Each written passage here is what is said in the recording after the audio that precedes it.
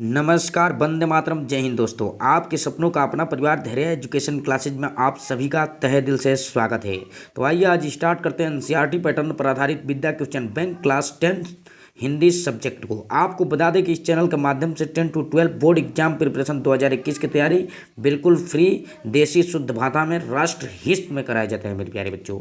अब जहाँ पर हम स्टार्ट करते हैं आपका सबसे इम्पोर्टेंट 2021 में पूछे जाने वाले प्रश्न, जो कि इस वीडियो में बनाने से पहले हम मंथन कर रहे थे कि आपको वो चीज़ दे जो 2021 बोर्ड एग्जाम में सीधा आपको लगभग कुछ अंक दिला सके। तो यहाँ पर हम केवल आज बात करेंगे 2019 और 20 में पूछे गए प्रश्नों के, ठीक है।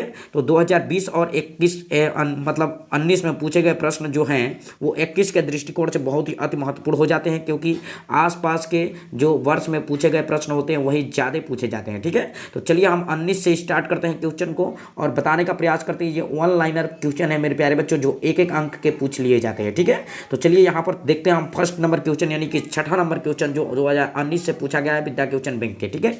इसको याद करा देंगे उम्मीद और आशा के साथ, बस लगे रहिए। चलिए, तो फर्स्ट नंबर क्वेश्चन कुछ इस प्रकार से है। यहाँ पर दिया जा रहा है कि पथ के साथी, ध्यान दीजिए, पथ के साथी किस विधा की रचना है, राइट। 2019 में पूछा गया, भौंकने मत दीजिएगा मेरे प्यारे बच्चों, अंत तक वीडियो को देखिएगा। तो पद के साथी किस विधा की रचना है ये आपसे पूछेगा, ठीक है। तो यहाँ पर देख पा रहे हैं कि पद के साथी जो है संस्मरण यानी आपको याद रखना है कि संस्मरण विधा की रचना है, ठीक है। तो आपसे पूछेंगे कभी भी हम कि पद के साथी किस विधा की रचना है, तो आप बस यूं ही बताइएगा कि पद के साथी जो है वो संस्मरण विधा की रचना है, राइट मेरे प्यारे बच्चों। कंप्लीट आशा और विश्वास करते हैं कि आपको ये क्वेश्चन समझ में आ गया होगा। चलिए, अब नेक्स्ट क्वेश्चन जो दिया है 7वां नंबर कि बाणभट्ट की आत्मकथा, देख रहे हैं यहाँ पर, बाणभट्ट की आत्मकथा किस विधा की रचना है। चलिए, इसको अपने मस्तिष्क में ऐसे याद कीजिए कि भूल ना सकिए, ठीक है। तो आपको कैसे याद करना है कि ये भुलाए ना। तो यहाँ पर देख रहे हैं कि बाणभट्ट की आत्मकथा किस विधा की रचना है। तो यहाँ देख रहे हैं कि बाणभट्ट की आत्मकथा जो है उपन्यास विधा की रचना है मेरे प्यारे बच्चों, ठीक है। उपन्यास विधा की रचना है, समझ रहे ना, बिल्कुल। अब इस चीज़ को आप दिमाग में रखिएगा कि जहाँ बाण शब्द का यूज हो वहाँ पर समझ जाइएगा सन्यासी से उपन्यास हो जाएगा मेरे प्यारे बच्चों, ठीक है। अपने ब्रेन में रखिएगा इस चीज़ को, ठीक है। अब चलते हैं हम अगले नंबर पेज की तरफ। अगला नंबर पेज आपका 2019 बोर्ड एग्जाम में पूछे गए प्रश्न का श्रृंखला होगा, जो कि 20 और 19 का ही इस श्रृंखला में चर्चा होगी, ठीक है। जहाँ पर देख रहे हैं कि अजात शत्रु किस विधा की रचना है, राइट। अजात शत्रु किस विधा की रचना है। तो देखिए मेरे प्यारे बच्चों, अजात शत्रु जो है वो नाटक विधा की रचना है। तो आपसे कभी भी अब हम मिले और पूछे आपसे कि बताइए अजात शत्रु किस विधा की रचना है, तो आप बिल्कुल बताइएगा कि अजात शत्रु जो है वो नाटक विधा की रचना है मेरे प्यारे बच्चों, ठीक है। कंप्लीट 2019 में पूछा गया क्वेश्चन है मेरे प्यारे बच्चों। अब अगले नंबर प्रश्न की ओर रुख करते हैं। यहाँ पर दे रहा है कि बाणभट्ट की आत्मकथा के लेखक का नाम बताइए। अभी आप पढ़ चुके हैं ऊपर कि बाणभट्ट की आत्मकथा का जो लेखक का नाम होगा वो क्या होगा, बस यही आपको जानना है। तो आचार्य हजारी प्रसाद द्विवेदी, देखिए यहाँ पर आचार्य हजारी प्रसाद द्विवेदी जी जो थे वो बाणभट्ट की आत्मकथा के लेखक थे। बाणभट्ट की आत्मकथा के लेखक जो थे वो कौन थे, तो आचार्य हजारी प्रसाद द्विवेदी। कंप्लीटली आपको समझ में आ गया होगा। अगले प्रश्न की ओर चलते हैं मेरे प्यारे बच्चों। कम से कम समय में धनाधन, बस प्रैक्टिस। कह रहा है कि शेखर एक जीवनी, देख रहे हैं ना, शेखर एक जीवनी किस विधा की रचना है। तो देख रहे हैं शेखर एक जीवनी जो है वो क्या है, तो उपन्यास विधा की रचना है। किस विधा की रचना है, उपन्यास विधा की रचना है, जो 2019 में पूछा जा चुका है, राइट। अब चलते हैं अगले नंबर प्रश्न की ओर। अगला नंबर प्रश्न ये है, देखिए सबसे इंपॉर्टेंट प्रश्न मेरे प्यारे बच्चों, महकने मत दीजिएगा।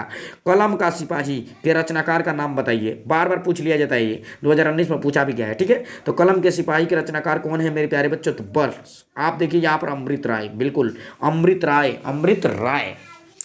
कलम का सिपाही कौन है, तो अमृत राय है मेरे प्यारे बच्चों। बिल्कुल आपको समझ में आ गया होगा, देख रहे हैं ना, ध्यान से देखिए एकदम, बिल्कुल अमृत राय। अब आगे बढ़ते हैं और समझते हैं। यहाँ पर दे रहा है मैला आंचल, देखो ना कैसा है। मैला आंचल किस प्रकार की रचना है, मैला आंचल किस प्रकार की रचना है। तो देखिए यानी रचनाकार की, ये कह रहा है कि रचनाकार की रचना है, यानी मैला आंचल किस रचनाकार की रचना है। मतलब आपसे प्रश्न पूछ रहा है कि रचनाकार का नाम पूछ रहा है मेरे प्यारे बच्चों।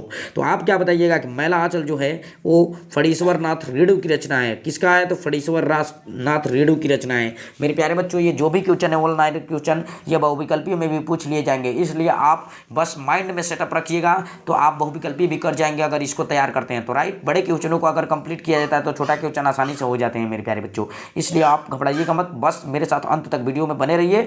और आप जो भी वीडियो जो अपलोड हो रहा है एग्जाम से पहले उसको आप खोइएगा मत, बिल्कुल 100% आप देखने का प्रयास कीजिएगा।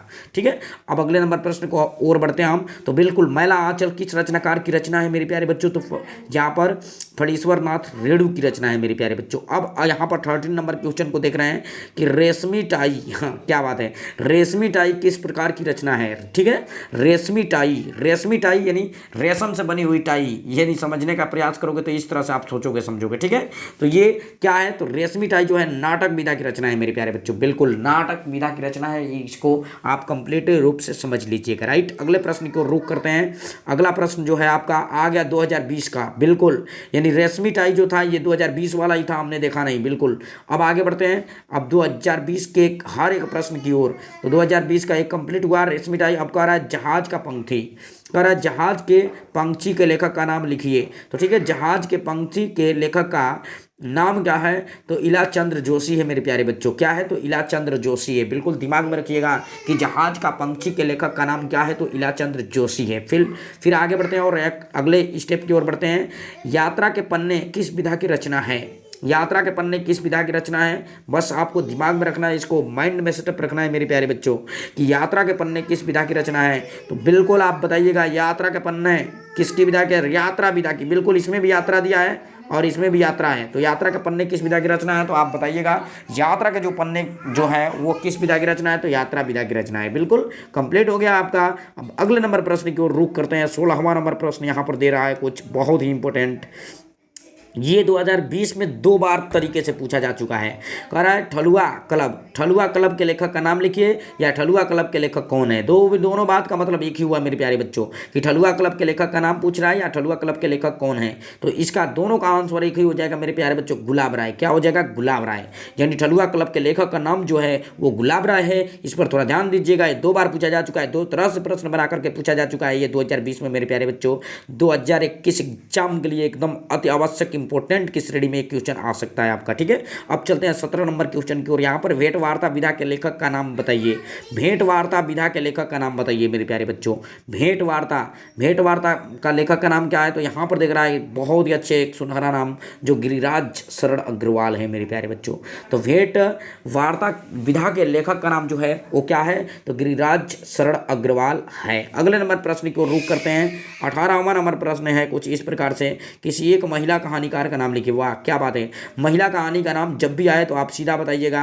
2 बात है, किसी एक का मतलब लिखने के लिए आएगा तो महादेवी वर्मा हो जाएंगे हिंदी में, या दीप्ति या खंडेल वाई। लेकिन आप सिंपल इस नाम को याद रखिएगा मेरे प्यारे बच्चों, महादेवी वर्मा का, क्योंकि महादेवी वर्मा का नाम जो है वो बिल्कुल आसान और सिंपल है, इसको आप याद रख सकते हैं। ठीक है, ये सब के सब क्वेश्चन 2020 में पूछे गए क्वेश्चन बस हैं। अगले नंबर प्रश्न को रुख करते हैं। कह रहा है कि शुक्ल युग की विधा, कह रहा है किसी एक पत्रिका का नाम बताइए शुक्ल युग की। देखिए शुक्ल युग की गुलाब राय जो हैं वो लिखे थे, हंस है, प्रेमचंद्र लिखे थे, आदर्श या मौजी है, शिवपूजन सहाय लिखे थे।